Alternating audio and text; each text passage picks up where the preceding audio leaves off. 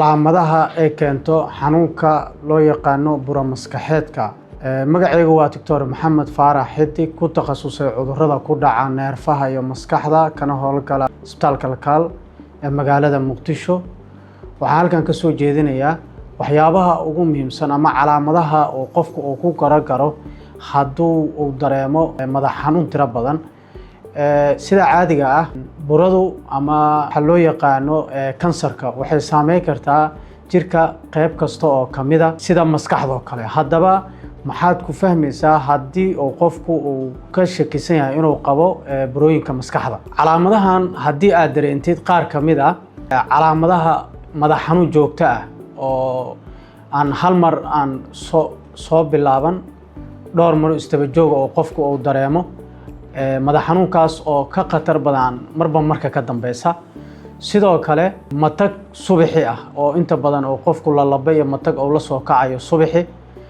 Sidoo kale burooyinka maskaxda waxay saameysaa aragtida indhaha, taasoo keenta inuu qofku aragtidiisa ay si tartiib ay u soo daciifto ama ay u soo yaraato marba marka ka dambeysa. Qofku uu dareemi karo waxaa kamid ah oo xagga aragtida la xiriira inuu qofku uu dareemo waxyaabaha qaar inuu laba u arko hal shay oo kale markuu fiiro kale inay laba ula muuqato.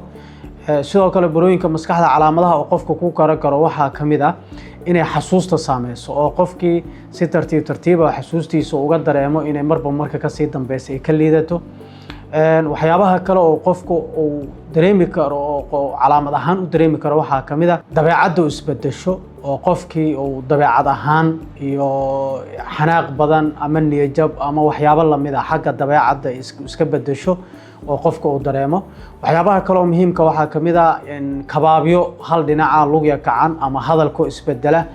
Dhammaan calaamadahan qofku hadduu dareemo ama qaar kamid ah isla waqtigaas uu la xiriiro dhakhtarka ku takhasusay cudurrada ku dhaca neerfaha iyo maskaxda si uu u helo talo iyo caafimaad ku saabsan calaamadahan uu dareemayo.